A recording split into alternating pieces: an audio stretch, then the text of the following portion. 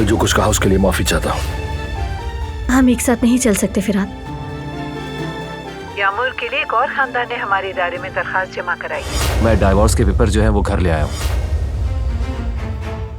मुझे तुम्हें खुशखबरी देनी, बहरान उस लड़की से तलाक ले रहा है। फिक्र आंटी दुकान बेचना चाहती हैं। क्या? हेलो इस्मत अंकल। शूले बेटा, तुमने मुझे कॉल की थी।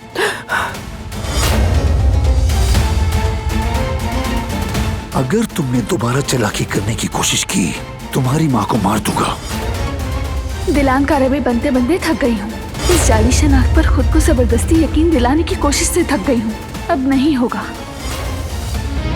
वो कहानियाँ अधूरी जो न हो सके कि पूरी, उन्हें मैं भी क्यों सुनाऊं, उन्हें तुम भी क्यों